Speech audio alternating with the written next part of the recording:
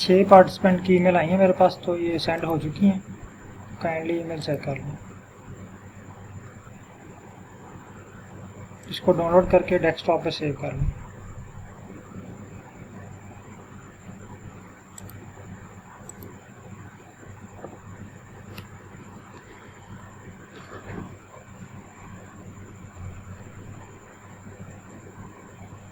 अच्छा, इसको आप डाउनलोड कर लें तो फिर मैं आपको बताता हूँ इसको कैसे ओपन करना है।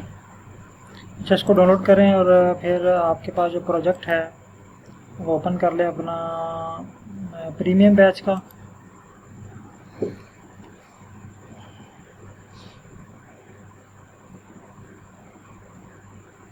मेरे पास से प्रीमियम बैच का ओपन हो रहा है।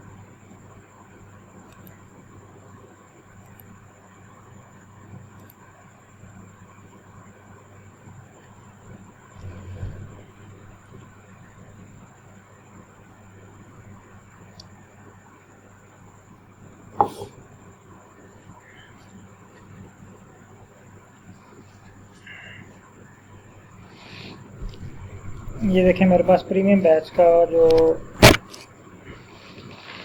प्रोजेक्ट है ओपन हो चुका है। तो आपके पास भी फाइल आ चुकी होगी और प्रोजेक्ट को जो है वो ओपन कर लिया। मैं स्क्रीन शेयर करता हूँ आपके साथ।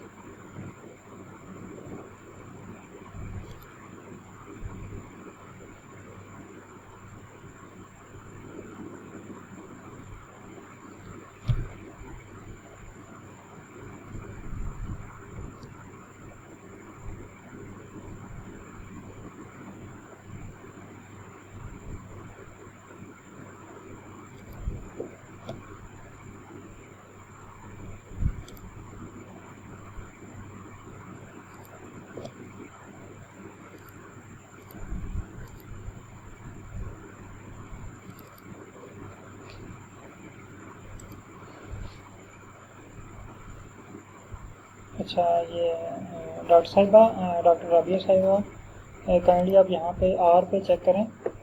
ये प्रोजेक्ट आपके पास सेव होगा। हमने फर्स्ट डे प्रोजेक्ट बनाया था प्रीमियम बैच के नाम से ना। तो आपने अपने पास जो बैच बनाया था वो चेक कर लें किस नेम से सेव किया था। अगर नहीं आइडिया आपको हो रहा कि किस नेम से सेव किया था, तो आप यहाँ पे आएँ ग्लोबल इन्वायरमेंट में, जहाँ पे लिखा हुआ है ना प्रोजेक्ट, ये जहाँ पे कर्सर नज़र आ रहा है आपको, ये देखें प्रीमियम बैच, यहाँ पे एक एरो का साइन है, ठीक है। इस पर क्लिक करें तो आपके पास लिस्ट ओपन हो जाएगी कि आपके लैपटॉप में जो जो प्रोजेक्ट सेव हैं, जिन पे हमने काम किया हुआ है या आपने प्रोजेक्ट बनाया होगा बैच प्रीमियम बैच के नाम से ना। तो अगर ये आपके पास सेव है तो आप इसको यहाँ से ओपन कर लें। यहाँ पे क्लिक करेंगे प्रीमियम बैच पे तो आपके पास ये प्रोजेक्ट ओपन हो जाएगा। जी मैडम, क्लियर है?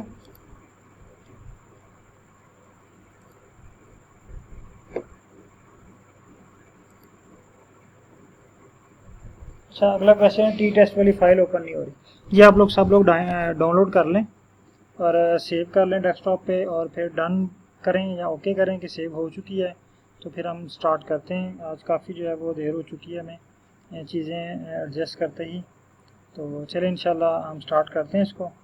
तो आप लोग जस्ट डाउनलोड और सेव ठीक हो गया ओके करते जाएं तो मुझे आइडिया हो जाए कि सब लोग जो है वो रेडी हैं। फिर हम स्टार्ट करते हैं।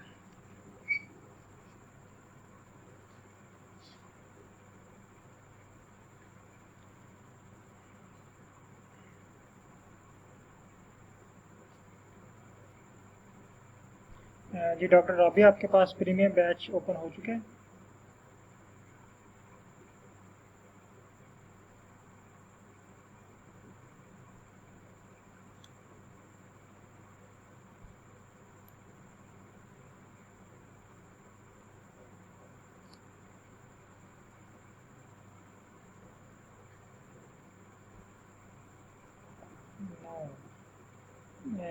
आप कहाँ यहाँ पे चेक करें, आपके पास होगा।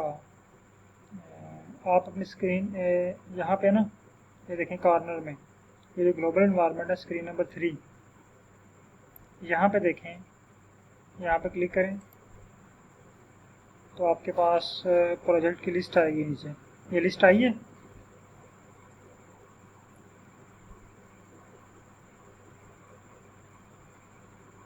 मे भी आपने किसी और नेम से प्रोजेक्ट क्रिएट किया हो, क्योंकि फर्स्ट डे मुझे याद है कि मैंने प्रोजेक्ट क्रिएट करवाया था आप सबसे।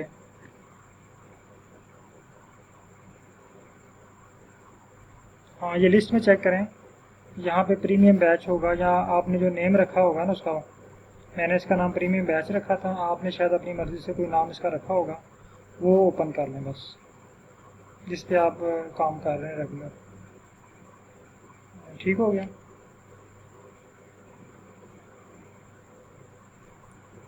चलिए हम चलते हैं। अच्छा, आपने जो फाइल डाउनलोड कर ली है ना, उस पर उसके दो तरीके हैं ओपन करने के। एक तो उस पर डबल क्लिक करें, अगर उसके ऊपर आर का साइन बना हुआ आ रहा है, मैं आपके साथ स्क्रीन शेयर करता हूँ।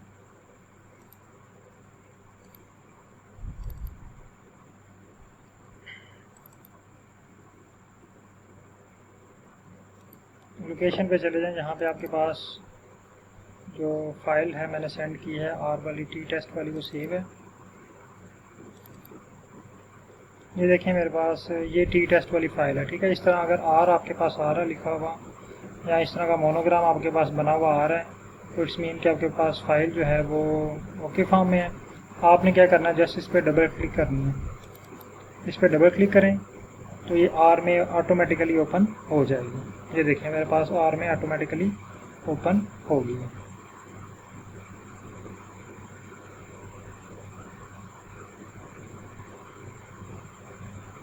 और दूसरा तरीका ये है कि फ़ाइल में आए, यहाँ से फाइल में आने के बाद यहाँ पे आपके पास होगा ओपन फाइल।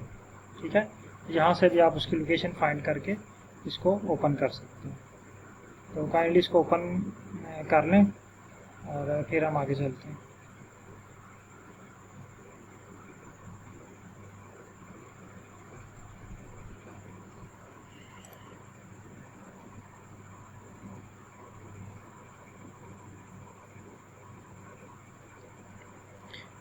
और आज का जो हमारा टॉपिक है वो है टी टेस्ट।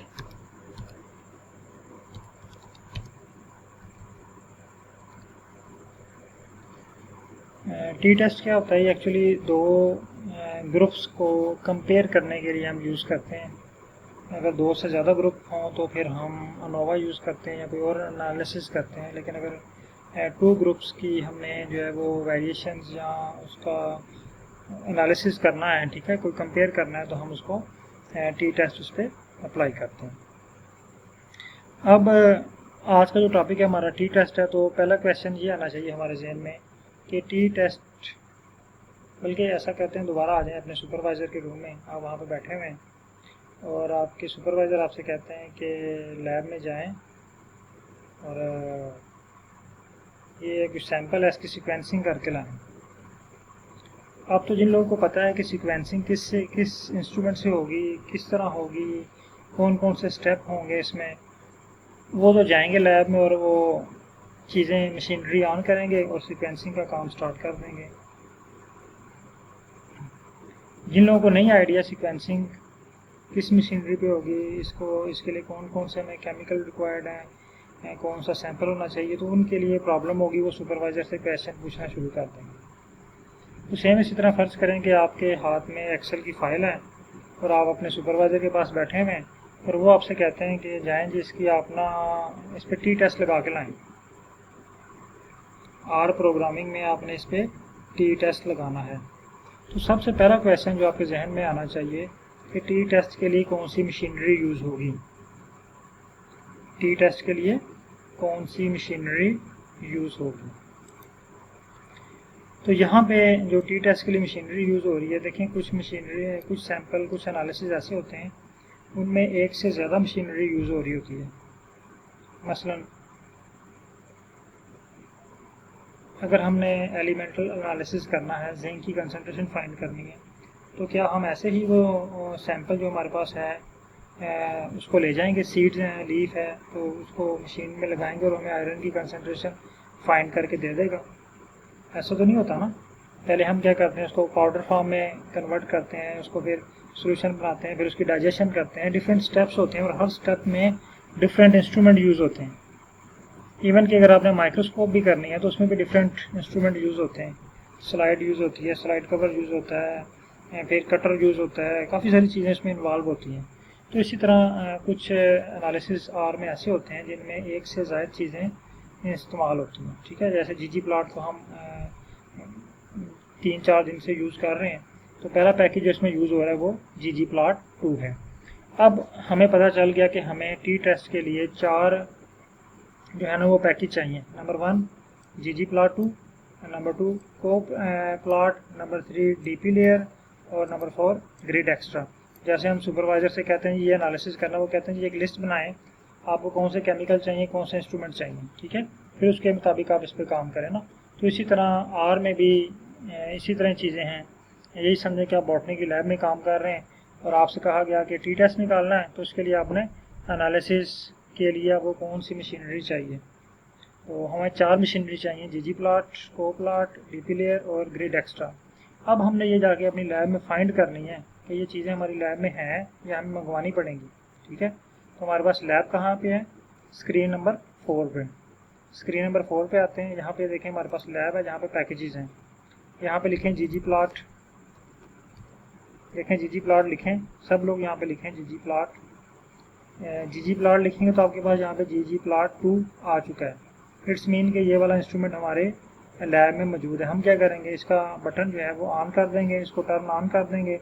टर्न ऑन करने के 2 तरीके हैं, या यहाँ पे आप टिक कर दें, देखें टिक करेंगे इसको तो यहाँ पे देखें लाइब्रेरी में नीचे कंसोल में लिखा हुआ आ जाएगा लाइब्रेरी ggplot2।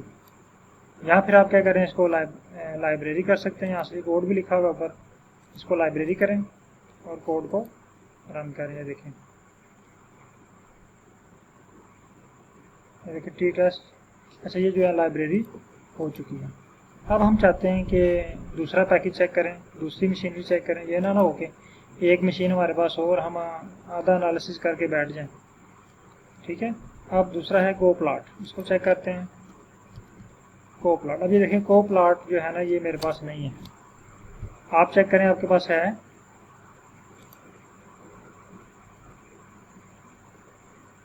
जी आप ऑल भी कर सकते हैं, लेकिन अभी हम जस्ट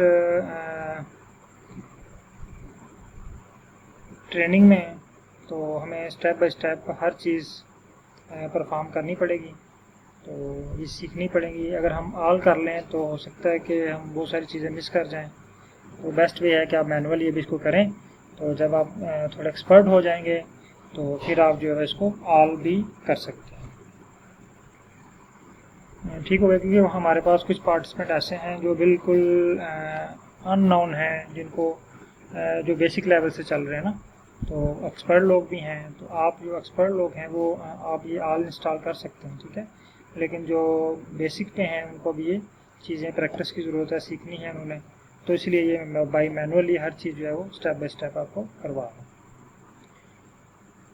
अच्छा, अब आप चेक करें जी आपके पास ये पैकेज है को नहीं है, तो आप इसको क्या करें, इंस्टॉल पे आएँ, इंस्टॉल पे लिखें coplot,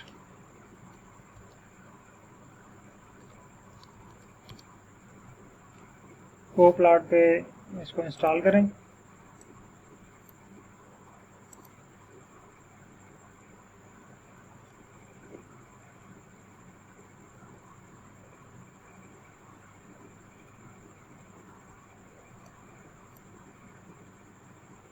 मेरे पास थोड़ा टाइम लगेगा क्योंकि मैंने 3-4 चीज़ें सॉफ्टवेयर वर्किंग पे लगाए हुए हैं, तो इसलिए लैपटॉप की स्पीड थोड़ी स्लो हुई है। आपके पास ये जल्दी इंस्टॉल हो जाएगा। coplot को इंस्टॉल करें, फिर dplayer को इंस्टॉल करें और grid extra, तीनों सॉफ्टवेयर जो है वो इंस्टॉल कर लें, क्योंकि ये आपके पास मौजूद नहीं होंगे। इंस्टॉल करने के बाद आप दोबारा अपनी लैब में आएँ, पैकेजेस में आएँ, यहाँ पे आके सर्च करें कि आपके पास पैकेज इंस्टॉल हो चुका है या नहीं हुआ। तो मेरे पास क्योंकि ये इंस्टॉल नहीं है इसलिए थोड़ा सा टाइम लेगा इंस्टॉलेशन में। तो आप जब तक इसको अगर इंस्टॉल हो गया है तो इसको लाइब्रेरी कर लें, और लाइब्रेरी करने के बाद फिर ओके करें या डन टाइप करें, तो फिर हम जो है वो आगे चलते हैं। तब तक मेरे पास भी जो है वो इंस्टॉल हो जाएगा।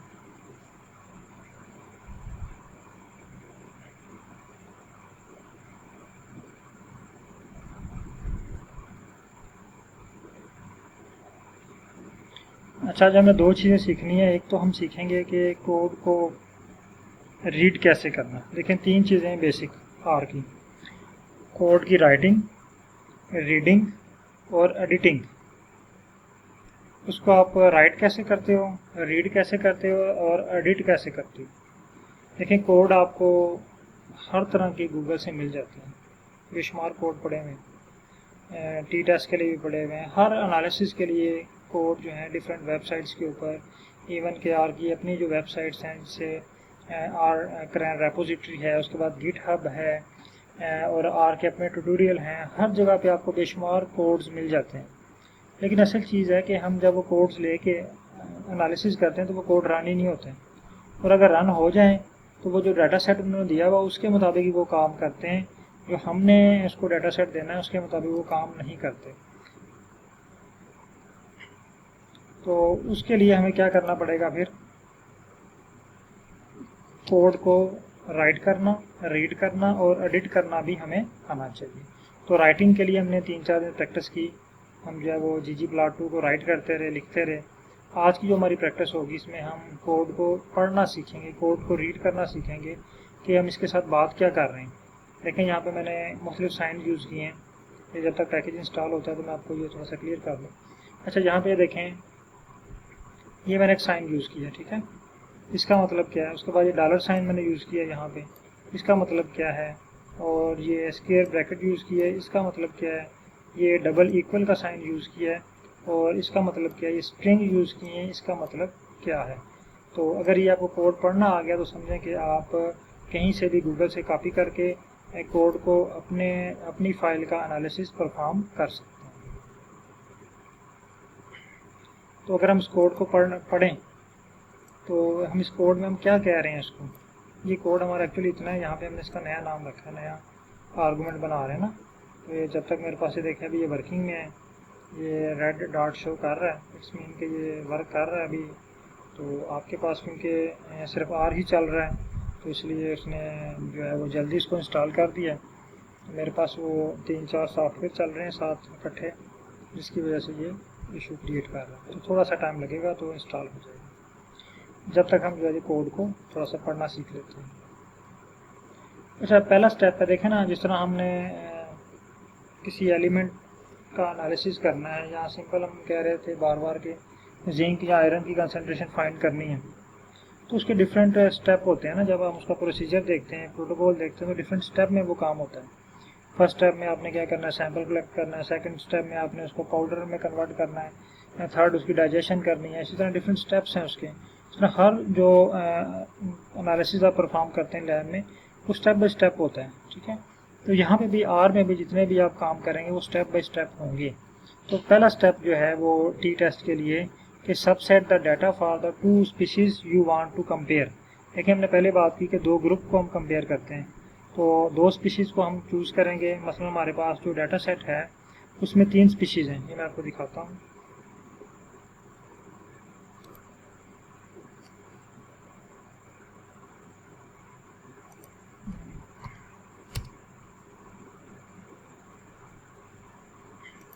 ये देखिए, फाइकस फाइल पे क्लिक करें और स्पीशीज़ वाले जो कॉलम में स्क्रॉल डाउन करें इसको, तो देखें ये स्पीशीज़ 1 आ रही है, इसके 50 रेप्लिकेट हैं।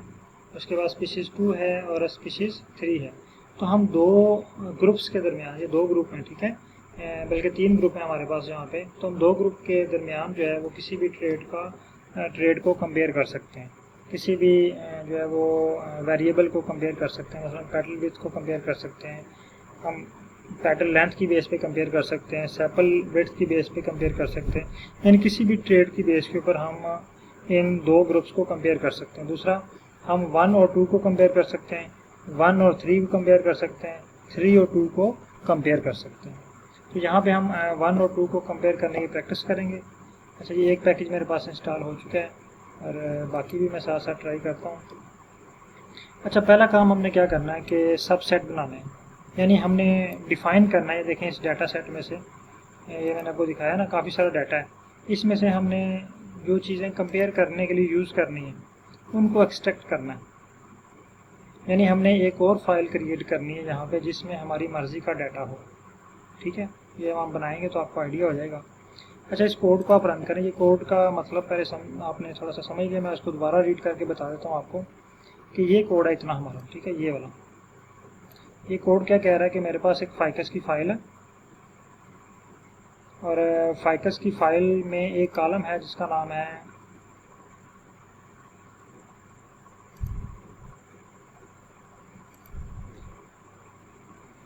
फाइकस की फ़ाइल में कॉलम है जिसका नाम है सैपल लेंथ। अब ये डॉलर साइन का मतलब आपको पता होगा, ये हम बार बार यूज़ कर रहे हैं।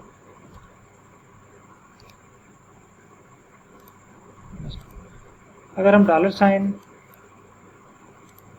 यहाँ पे यूज़ करते हैं ना, मतलब मैं आपको ऊपर करके दिखाता हूँ यहाँ पे, तो ये हमें उस फाइल के अंदर जितने भी वेरिएबल्स हैं या कॉलम्स हैं, ठीक है, वो शो करवा देता है। मतलब यहाँ पे मैं लिखता हूँ फाइकस आगे डॉलर साइन।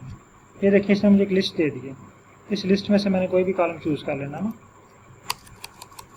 तो सेम यहाँ पे भी यही मैंने काम किया, यानी फाइकस, मैं इसको बता रहा हूँ कि मेरे पास एक फ़ाइल है, उसका नाम है फाइकस। उस फाइकस की फ़ाइल के अंदर एक कॉलम है जिसको मैं यूज़ करना चाहता हूँ, ठीक है, उसका नाम है सैपल लेंथ।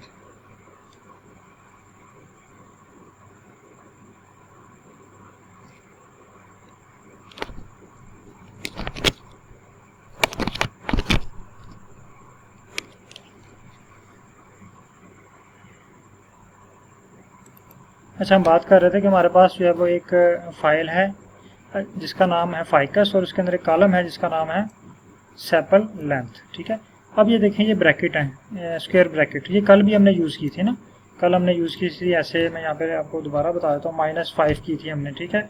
या हमने यहाँ पे लिखा था 1:4, 1:4, इस तरह हमने कल जो है ना वो स्क्वायर ब्रैकेट को यूज़ किया था। ये स्पेसिफिकेशन के लिए होता है कि आप स्पेसिफाई कर दें इसको कि आपने ये वाले कॉलम यूज़ करने हैं, ठीक है। तो मैं यहाँ पे स्पेसिफाई कर रहा हूँ कि फाइकस के अंदर जो स्पेशी वाला कॉलम है ना, उसमें से आपने सैपल लेंथ को सेपरेट कर लें, यानी स्पीशी 1 की जो सैपल लेंथ है इसको आप सेपरेट कर लें। ये मैं इसको आर को कह रहा हूँ। अब यहाँ पे एक और चीज़ है, ये जो डबल इक्वल साइन है, इक्वल, इसका मतलब होता है कंपेयर करना। इसका मतलब है कंपेयर करना, यानी मैं इसको कह रहा हूँ कि मैंने एक फ़ाइल कंपेयर करनी है और कंपेयर करने के लिए मुझे एक फ़ाइल या डाटा सेट बना के दें, ठीक है। तो इसने क्या किया, S1 को हमें डाटा सेट बना के दे देगा। यानी आसान अल्फाज में अगर मैं आपको बताऊं तो मैं ये कहना चाह रहा हूँ इसको कि मेरे पास डाटा सेट है, उसमें से मैं S1 को और S2 को कंपेयर करना चाहता हूँ। तो मैं S1 को सेपरेट करूँगा, फिर S2 को सेपरेट करूँगा, फिर इन दोनों को कंपेयर करूँगा। तो S1 को यहाँ पे मैंने सेपरेट कर लिया सैपल लेंथ की बेस के ऊपर, ठीक है। अब इससे क्या होगा कि ये जो हमारे पास कॉलम क्रिएट होगा, मैं आपको यहाँ पे दिखाता हूँ।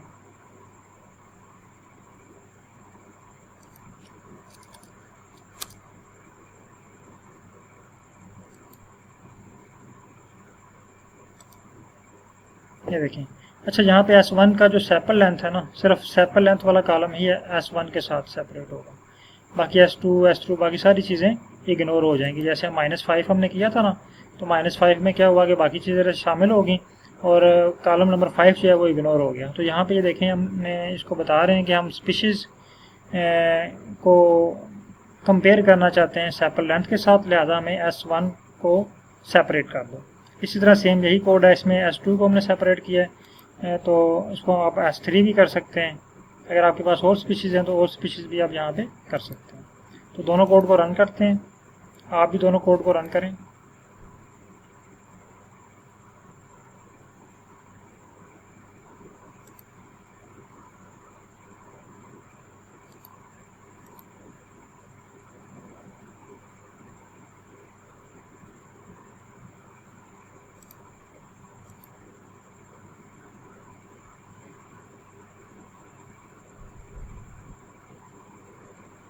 मेरे पास भी पैकेजेस इंस्टॉल हो रहे हैं, तो आप इसको कोड को रन करें। जब कोड को रन कर लेंगे तो आपके पास जो है वो ग्लोबल इन्वायरमेंट में यहाँ पे इस नेम से एक फ़ाइल आ जाएगी। यहाँ पे ये देखें, मैंने नेम रखा है S1, इसको और सैपल लेंथ, यानी S1 का जो सैपल लेंथ का डाटा है वो सेपरेट हो जाए और S2 का सैपल लेंथ का डाटा है जो वो सेपरेट हो जाए, यानी हमारे पास दो फाइल्स क्रिएट हो जाएंगी।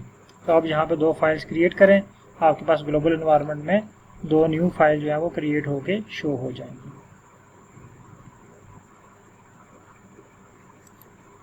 मैं अगेन रन करने की कोशिश करता हूँ क्योंकि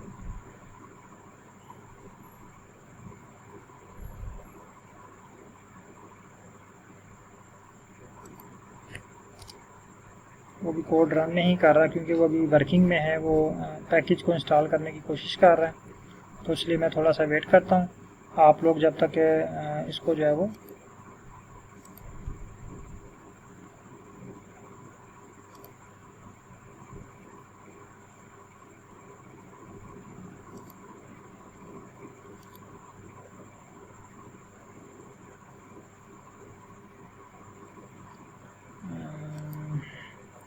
वेरी सॉरी, एक्चुअली वो मीटिंग डिस्कनेक्ट हुई थी तो दोबारा ऑटोमेटिकली जो है इसकी साउंड जो है वो म्यूट होगी। तो अगेन चले मैं आपको दोबारा रिपीट कर देता हूँ ये।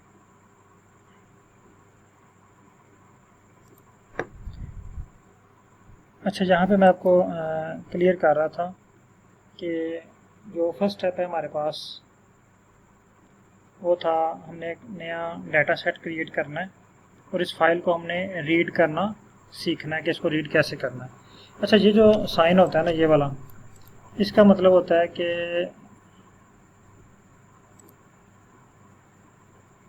काइंडली बताइएगा अब आवाज़ आ रही है? स्क्रीन भी नहीं शेयर हो रही, ठीक है, ओके।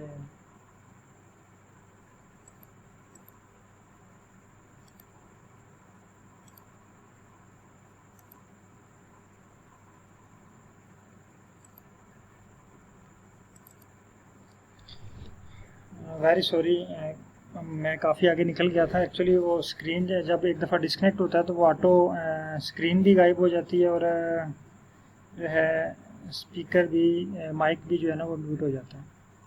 चलिए बहरहाल कोई बात नहीं। अच्छा, हम इस कोड को रीड कर रहे थे कि ये जो साइन है ये वाला, इसका मतलब होता है इक्वल, यानी हम कोई नया आर्गूमेंट क्रिएट करना चाहते हैं या हम किसी फाइल का नया नाम रखना चाहते हैं, ठीक है, तो वहाँ पे हम ये साइन यूज़ करते हैं। और ये हम साइन हमने ये कल भी यूज़ किया था, इससे पहले भी इसको हम यूज़ करते रहे हैं, तो इससे आपकी वाकफियत होगी। इट्स मीन कि हम यहाँ पे एक नई फाइल बनाना चाहते हैं, यानी 2 ग्रुप बनाना चाहते हैं जिनको हम कंपेयर करना चाहते हैं, ठीक है, यानी S1 और S2, ये 2 ग्रुप हमारे बनेंगे जिनको हम कंपेयर करना चाहते हैं। उसके बाद आगे ये कोड है पढ़ने वाला जिसको हमने पढ़ना है, ठीक है। इस कोड में हम आर को कुछ बता रहे हैं, आर को हम बता रहे हैं कि हमारे पास एक फ़ाइल है जिसका नाम है फाइकस। इस फाइकस के अंदर, ये डॉलर साइन का मतलब होता है फाइकस फाइल के अंदर एक कॉलम है जिसका नाम है सैपल लेंथ। ये देखें ना फाइकस, और अगर आप डॉलर साइन डालें तो आपको लिस्ट दे देता है, वहाँ से आप कोई भी कॉलम चूज़ कर लें। तो ये इसका मतलब यही है कि फाइकस फाइल के अंदर जितने भी कॉलम है ना उसमें से हमने सैपल लेंथ को चूज़ कर लिया। उसके बाद ये जो स्क्वायर ब्रैकेट है, इसका मतलब ये है कि हम कोई चीज़ स्पेसिफाई करना चाहते हैं सैपल लेंथ के हवाले से या इस कॉलम के हवाले से, ठीक है। अब हमने ये सैपल लेंथ वाला कॉलम चूज़ कर लिया। अब हम कहना चाहते हैं इसको कि इस कॉलम में से ना S1 की सैपल लेंथ आपने सेपरेट करनी है, ठीक है। तो ये क्या करेगा, सैपल लेंथ को सेपरेट कर लेगा। अच्छा, इसको हम कोड को अब रन करते हैं, रन करके चेक करें, आप लोगों के पास ये रन होगा। इसी तरह ये देखें कि S2 है, इसको भी आप रन करके चेक करें।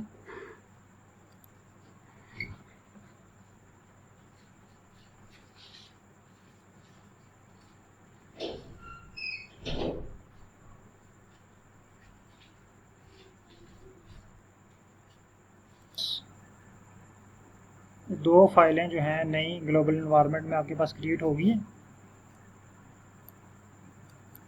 काइंडली बताइएगा ये क्रिएट हो गई हैं फाइल्स आपके पास या कोई एरर आया है?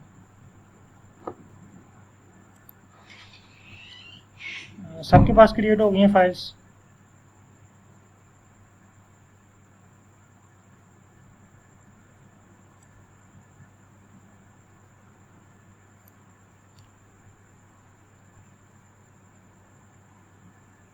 ठीक है। अच्छा, अब हम आगे चलते हैं अगले स्टेप पे, यानी जिस तरह हम बॉटनी में सैंपल्स को कुछ पहले सैंपल कलेक्ट करते हैं, फिर उसको साफ़ करते हैं, फिर इस तरह डिफरेंट स्टेप परफॉर्म करते हैं ना। अब हम अगले स्टेप पे आ जाते हैं, हम डाटा फ्रेम बनाते हैं।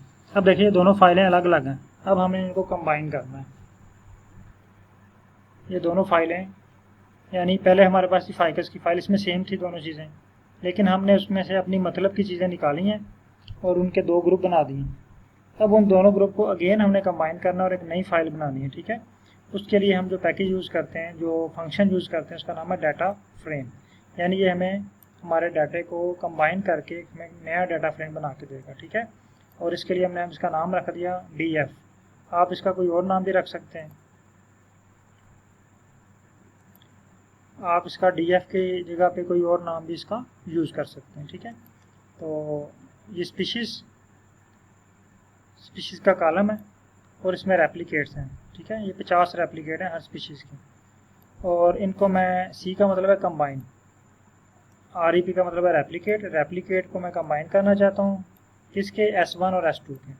यानी इस लाइन में मैं कह रहा हूँ कि मेरे पास एक स्पीशीज़ का कॉलम है, उसके अंदर जितने भी रेप्लिकेट है ना, उनको कंबाइन कर दो S1 और S2 के, यानी S1 और S2 को कंबाइन करके एक ही कॉलम बना दो, यानी इन दोनों को कंबाइन करें और एक ही कॉलम में लिख दें। फिर मैं कह रहा हूँ कंबाइन, आगे लेंथ, इनको लेंथ वाइज कंबाइन करें। यहाँ पे मैं वो क्लियर करता हूँ लेंथ वाइज और विड्थ वाइज क्या होता है। अगर मैं इसको लेंथ वाइज करता हूँ ना, तो ये लेंथ वाइज इस तरह ऊपर से नीचे की तरफ कंबाइन होंगे। अगर मैं इसको विड्थ वाइज या रो वाइज करता हूँ तो ये इस तरह कंबाइन हो जाएंगे, ठीक है। यानी S1 S2 S3 S4 S5 sorry S1 इस तरह आ जाएगा, इधर भी S1 S1 S1 50 S1 इस तरफ आएंगे, ठीक है। और ये रोज़ की शक्ल में होगा। हम इसको लेंथ वाइज करना चाहते हैं तो यहाँ पे हम लिखेंगे लेंथ। जावेद साहब का क्वेश्चन आया, what is mean by double equal sign. इसका मतलब होता है कंपेयर करना। ये मैं आपको अगेन मैं क्लियर कर देता हूँ, इस पर आके दोबारा ये परफॉर्म कर लें हम स्टेप, मैं अगेन इस पर आता हूँ। अच्छा, यहाँ पे अब ये लेंथ है ना, ये लेंथ ये सैपल की लेंथ नहीं है, ठीक है। ये फंक्शन है जो हमें बता रहा है कि इस डाटे को हमने लेंथ वाइज अरेंज करना है, S1 को और S2 को। यानी ये देखें हम यहाँ पे इसको बता रहे हैं S1 और S2, यानी पहले हमारे पास ऊपर S1 आए, S1 की 50 रेप्लिकेट्स आए और उसके बाद नीचे S2 के 50 रेप्लिकेट आए, ठीक है। और सैपल लेंथ की बेस पे भी, यानी सैपल लेंथ जो है वो भी S1 की बेस पे आ जाए और S2 की बेस पे आ जाए, यानी दो फाइलें हमारी। हम सैपल लेंथ और विड्थ को भी अरेंज करना चाहते हैं और स्पीशीज़ को भी अरेंज करना चाहते हैं। अब इस कोड को रन करेंगे तो आपको सारी चीज़ें क्लियर हो जाएंगी कि हम क्या करना चाह रहे हैं। ये देखिए मेरे पास एक नया जो है ना वो एक फाइल क्रिएट हो गई है, ये इस तरह। अभी देखिए इतना ज़्यादा हमने काम किया, ये फाइल तो आप एक्सेल में भी बना सकते थे इस तरह डायरेक्ट, है ना। एक्सेल में बनाना ज़्यादा ईजी था, यहाँ पे इतने ज़्यादा फार्मूले लिखते रहे। ऐसा ही है ना, तो आप एक्सेल से भी डायरेक्ट इस तरह फाइल बना के यूज़ कर सकते हैं, ठीक है। अगर आप इस फॉर्मेट में एक्सेल से फाइल डायरेक्ट बना लेते हैं तो आप इसको यूज़ कर सकते हैं। लेकिन यहाँ पे हमने इसलिए बनाई है क्योंकि बहुत सारे डाटा सेट ऐसे होंगे जहाँ पे हम एक्सेल में काम करने के बजाय यहाँ पे हम उसको प्रेफरेंस करेंगे। बाज़ का ऐसा होता है कि अगर आपके पास 500 स्पीशीज़ हैं और आपने सबकी एक एक्सेल फाइल बनाई हुई है, 500 स्पीशीज़ में से आप जस्ट स्पीशी नंबर 201 और 503 को कंपेयर करना चाहते हैं, तो फिर आप एक्सेल की फ़ाइल में करने बैठ जाएं ना, उसमें से सेपरेट करने बैठ जाएं तो हो सकता है आपको टाइम लग जाए। तो यहाँ पे जस्ट आपने कोड लिखना है और उसको बताना है, वो आपको सेपरेट करके दे देता है। अच्छा, अगर आपके पास एक्सेल फाइल में इस तरह डाटा है तो आप ये वाले ऊपर वाले स्टेप स्किप कर सकते हैं, ठीक है। अच्छा, अब हमने क्या करना है जी, यहाँ तक हमारे पास डाटा फ्रेम बन गया DF। अब हमने DF का प्लॉट बनाना है, ग्राफ बनाना है, ठीक है। और ग्राफ बनाने के लिए ये कोड आपको सारे आते हैं। ये देखें GG प्लॉट वाला वही चीज़ें हैं। DF मीन के ये हमारी फाइल है, डाटा सेट है। यहाँ पे अब देखें मैंने डाटा इक्वल नहीं लिखा, इससे पहले हम लिखते थे डाटा इक्वल। अब देखें आप थोड़ा सा आप एक्सपर्ट हो गए, आपको समझ आ गई है कि एस्थेटिक में इसके बाद क्या चीज़ें हम यूज़ करते हैं, ठीक है। DF यानी ggplot2 में डाटा हम ना भी लिखें तो डायरेक्ट फाइल का नाम लिख दें तो आर को पता चल जाता है कि ये डाटा सेट ही है। उसके बाद यहाँ पे हमने मैपिंग भी गायब कर दी। मैपिंग आप लिख लें फिर भी कोई फ़र्क नहीं पड़ता, फिर भी उसी तरह एनालिसिस होगा। अगर आप ना लिखें तो फिर भी आर को पता चल जाएगा कि आपने स्टैटिक लिखी है तो इट्स मीन कि आप मैपिंग ही कर रहे हो। एक्स एक्सिस पे आपने सैंपल लेंथ रख दी और फिल आपने कर दिया स्पीशीज़ की बेस पे। जियोमेट्री मीन ग्राफ आप कौन सा बनाना चाहते हैं, डेंसिटी, क्योंकि ज़्यादातर टी टेस्ट पे डेंसिटी बनता है, लेकिन आप बार भी बना सकते हैं, कोई भी ग्राफ उस पर बना सकते हैं। अल्फ़ा, ये चीज़ समझने वाली है, अल्फ़ा क्या होता है। ये ग्राफ बनेगा तो फिर मैं आपको समझाता हूँ अल्फ़ा क्या चीज़ है।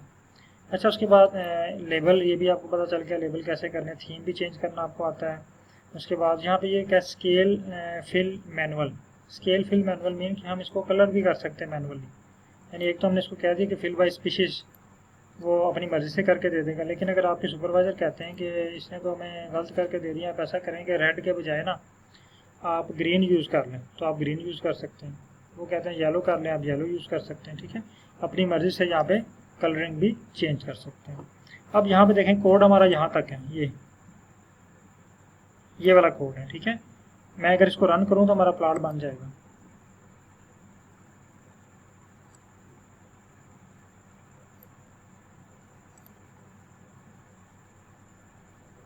ये मुझे कह रहा है जी एरर इन ggplot2, मैंने ggplot2 को लाइब्रेरी नहीं किया, ठीक है। तो एरर भी हमें पढ़ना आना चाहिए। ये वो फंक्शन का है तो इट्स मीन कि हमारे पास कोई पैकेज मिस है या लाइब्रेरी नहीं हुआ, ठीक है। अब मैंने इसको लाइब्रेरी कर लिया है। अब मैं इसको रन करके चेक करता हूँ। आप भी इतना कोड रन करें पहले, ये यहाँ तक ggplot वाला, ठीक है। ये ऊपर डेंसिटी वाला आपने कॉपी नहीं करना, यहाँ तक इस तरह कोड को सिलेक्ट करें और इसको रन करें। ये देखिए, ये इस तरह का मेरे पास प्लॉट बन गया, ठीक है। अब ये अल्फ़ा भी मैं आपको क्लियर कर देता हूँ। यहाँ पे अल्फ़ा क्या है। अल्फ़ा का मीन है इसकी, जो अल्फ़ा कहते हैं ट्रांसपेरेंसी, ट्रांसपेरेंट। अब ये देखें, अगर आपको ये ब्लू वाला जो डेंसिटी प्लॉट है ये नज़र आ रहा है, तो ये इसके बैकअप पे देखें, बैकग्राउंड में आपको जो ग्राफ की लाइनें हैं ना पीछे से, ये भी नज़र आ रही हैं। इसी तरह रेड वाले में भी आपको लाइनें नज़र आ रही हैं, ठीक है। तो ये कहते हैं ट्रांसपेरेंसी। अगर आप इसको इंक्रीज़ करेंगे तो ट्रांसपेरेंसी जो है वो कम होती जाएगी, यानी ओपैक ज़्यादा होता जाएगा, ट्रांसपेरेंट कम होता जाएगा। फॉर एग्जाम्पल मैं इसको कर लेता हूँ 8 कर लेता हूँ, ठीक है। अब इसको मैं कोड को रन करके चेक करता हूँ जी। ये देखें, ये ओपैक ज़्यादा हो गया, ट्रांसपेरेंट कम है। लेकिन अगर आप इसको कम करते हैं, 3 पे ले जाते हैं, तो ये ट्रांसपेरेंसी जो है ये इंक्रीज़ होती जाएगी।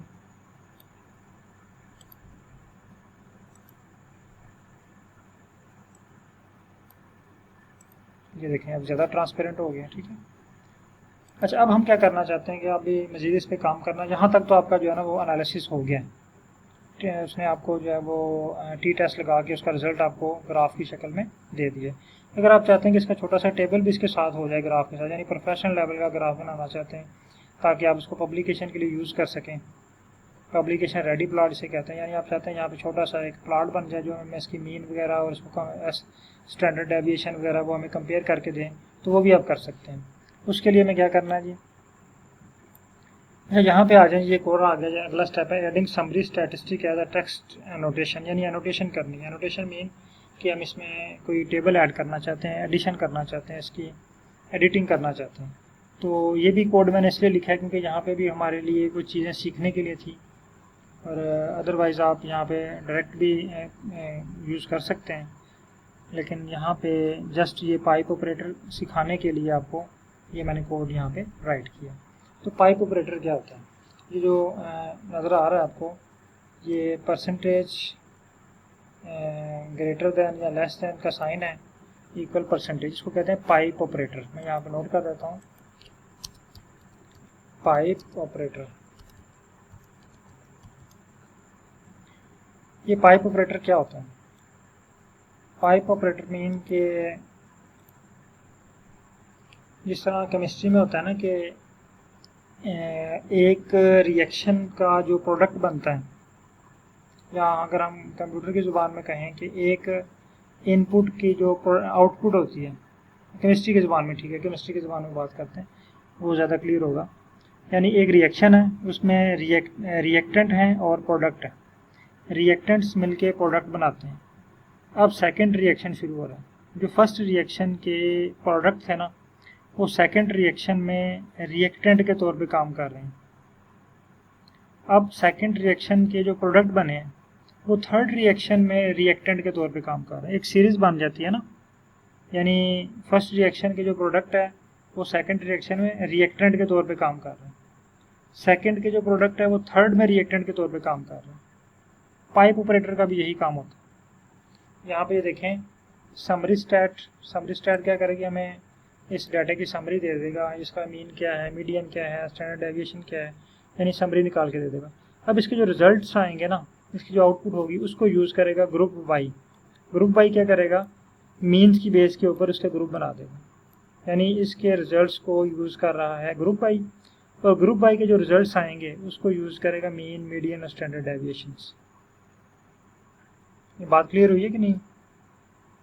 पाइप ऑपरेटर हम तब यूज़ करते हैं जब हमने 3-4 कोड्स को एक के रिजल्ट्स दूसरे के लिए इनपुट के तौर पे यूज़ करने हों, यानी एक की आउटपुट, फॉर एग्जांपल ये समरी स्टैटिस्टिक की जो है ना, ये आउटपुट जो है वो यूज़ करेगा group Y as a reactant.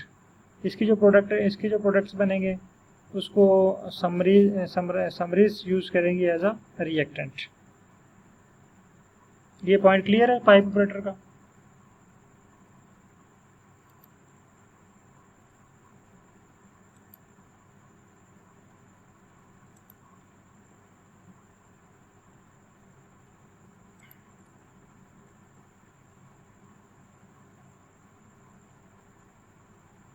चलिए आगे चलते हैं। अच्छा, यहाँ तक हम इसको रन करते हैं। ये क्या करेगा कि ये हमें जो है ना स्टैटिस्टिक निकाल के दे देगा इसकी, ठीक है। ये देखिए मेरे पास एक नई फाइल क्रिएट होगी समरी स्टैट, ये हमें इसकी स्टैट निकाल के दे देगा। अब हमने क्या करना है, स्टैट को और प्लॉट को कंबाइन करना है, समरी स्टैट को और डेंसिटी प्लॉट को, ठीक है। दो चीज़ें हमारे पास बनी है। अब डेंसिटी प्लॉट को हमने एक नई फाइल में सेव करना है। देखें, इससे पहले हमने यहाँ तक कोड रन किया था। अब हम क्या करते हैं, इसको एक नाम दे देते हैं, ये वाला नाम डेंसिटी प्लॉट को। इसको मैं अगेन रन करता हूँ तो मेरे पास यहाँ पे देखें डेंसिटी प्लॉट के नाम से एक प्लॉट की एक फ़ाइल आ जाएगी, डेंसिटी प्लॉट। अब यहाँ पे दो फाइलें हैं हमारे पास, एक डेंसिटी प्लॉट और दूसरी समरी स्टैट्स। अब इन दोनों फाइलों को कंबाइन करके एक ग्राफ में हमने इसको शो करना है। तो इसके लिए जो पैकेज यूज़ होगा वो ग्रिड एक्स्ट्रा यूज़ होगा। तो ये देखें, ये प्लॉट है, प्लॉट ग्रिड, ये फंक्शन है इसका ना। इसको हम यूज़ करके इस प्लॉट के ऊपर प्लॉट भी बनाएंगे और नीचे छोटा सा टेबल भी बनाएंगे। तो प्लॉट हमारे पास कौन सा है, डेंसिटी प्लॉट, और टेबल ग्रोब, ये फंक्शन हम यूज़ करेंगे टेबल ग्रोब, यानी ये टेबल को ग्रैब करके यहाँ पे पेस्ट करेगा। तो ये मेरे पास अभी इंस्टॉल नहीं है, बहरहाल मैं इसको रन करके आपको दिखाता हूँ। बाकी वही चीज़ें लिखी हुई, थीम इसका कौन सा होगा और इस तरह की चीज़ें, हाइट वगैरह कितनी है इसकी। तो इसने मुझे एरर दे दिया, कहता है जी फंक्शन टेबल ग्रोब नॉट फाउंड। तो आप ये कोड रन करें तो आपके पास ये एरर नहीं आएगा, क्योंकि आपके पास ये ऑलरेडी इंस्टॉल है। तो मैं इसको इंस्टॉल कर लेता हूँ। पैकेजेस में आए, पैकेजेस में आके ग्रिड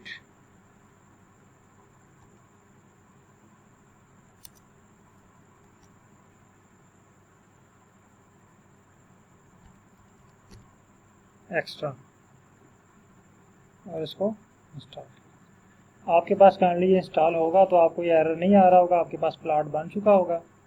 और अगर किसी के पास प्लॉट बन गया है तो काइंडली ग्रुप में शेयर करें। आज का टॉपिक जो है वो हमारा थोड़ा डिफ़िकल्ट भी था और आपको मुश्किल भी लग रहा हो शायद। इसके रीज़न ये है कि आज हमारा फर्स्ट डे था कोड को रीड करने का। तो जैसे जैसे आप नेक्स्ट डे में जाएंगे तो आपको रीडिंग भी आसान लगेगी। देखें ना, जब हम कोई लैंग्वेज सीखते हैं ना, तो शुरू में उस लैंग्वेज के मीनिंग नहीं हमें आ रहे होते तो हमें बहुत मुश्किल लगती है। जैसे चाइनीज़ है, अब हमें उसकी समझ ही नहीं आ रही होती वो क्या लिखा हुआ है, लेकिन जिसको उसके मीनिंग्स आते हैं वो उसको इजीली समझ सकता है। तो इसी तरह ये आर की लैंग्वेज है। तो इससे पहले हमने राइट करना सीखा। पहले दिन हमें राइटिंग मुश्किल लगी, दूसरे दिन तीसरे दिन फिर हमने कोड राइट करना सीख लिया, चीज़ें प्लॉट बनाने सीखे राइटिंग करके।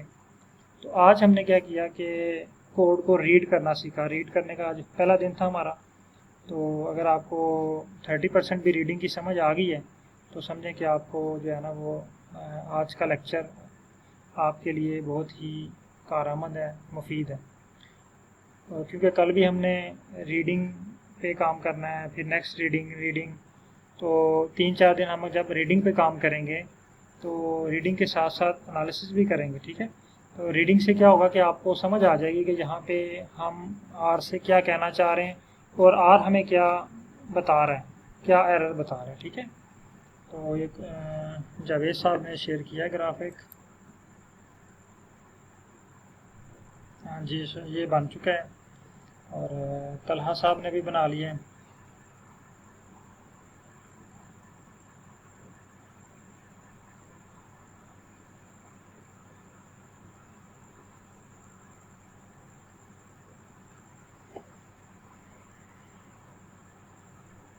ज़बरदस्त तलहा साहब। चलें ठीक है, होपफुली अगर तलहा ने कंप्लीट कर लिया तो हम समझते हैं कि बाकी लोग भी इंशाल्लाह कंप्लीट कर लेंगे। तलहा साहब आप एमफिल स्कॉलर हैं?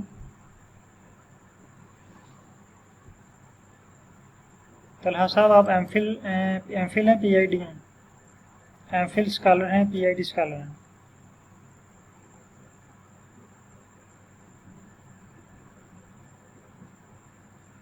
अच्छा, एमफिल स्कॉलर हैं, ठीक है, ज़बरदस्त। इट्स मीन कि आप हमारे बैच में जूनियर्स हैं। बहरहाल अच्छा काम किया आपने, टाइमली इसको परफॉर्म कर लिया है। तो होपफुली आप लर्न कर रहे हैं। स्टार्ट में आपको थोड़ी सी मुश्किलात थी। तो चलें, काइंडली बाकी लोग भी जो हैं वो ग्राफ बनाएं, इसको ड्रा करें और ग्रुप में शेयर करें ताकि मुझे आइडिया हो जाए कि सब लोगों को ये क्लियर हो गया और सब लोगों ने परफॉर्म कर लिया। अब आपने क्या करना है, इस एनालिसिस पे मज़ीद प्रैक्टिस करने के लिए, या असाइनमेंट समझ लें इसको या प्रैक्टिस समझ लें, मैंने आपको ग्रुप कंपेयर करके दिया है, ग्रुप 1 और 2, यानी स्पीशीज़ 1 और स्पीशीज़ 2 को कंपेयर किया है। अब आपकी जो असाइनमेंट है कल की, जो आपने कल परफॉर्म करनी है, सारा दिन है आपके पास और आपने कल क्लास में मुझे दिखाना है कि आपने 1 और 3 को कंपेयर कर लिया। क्लास में हमने 1 और 2 को कंपेयर किया है, आपने 1 और 3 को कंपेयर करना है। अच्छा, एक और क्वेश्चन था,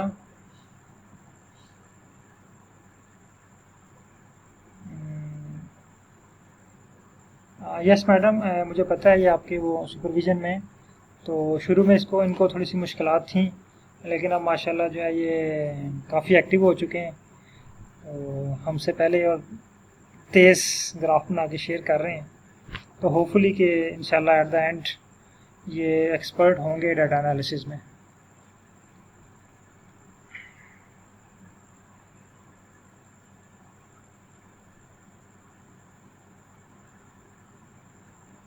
इंशाल्लाह।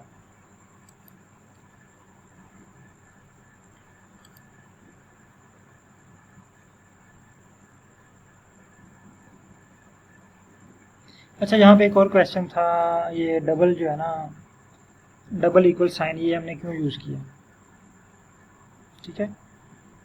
यहाँ पे हमने इसको बता रहे हैं कि हम यहाँ पे कंपेयर करना चाहते हैं स्पीशीज़ को, ठीक है, इसलिए हमने स्पीशीज़ का अलग ग्रुप बना दिया, ठीक है। तो यहाँ पे आप ये डबल साइन का मतलब होता है कंपेयर करने के लिए। जब आप कोई काम करते हैं तो स्पीशीज़ में से ये देखें ना, फाइकस का कॉलम है, सॉरी फाइकस की फ़ाइल है, इसमें जो कॉलम है उसका नाम है स्पीशीज़, और इसमें से हम कंपेयर करना चाहते हैं S1 को, ये ग्रुप बन गया। और इसी तरह नीचे वाली फ़ाइल में देखें, फाइकस के अंदर जो फाइल है, कॉलम है, उसका नाम है स्पीशीज़। स्पीशीज़ के अंदर जो हमने कंपेयर करना चाहते हैं उसका नाम है S2, यानी हम इसको बता रहे हैं कि हम यहाँ पे कंपेयर क्या करना चाहते हैं। ठीक हो गया।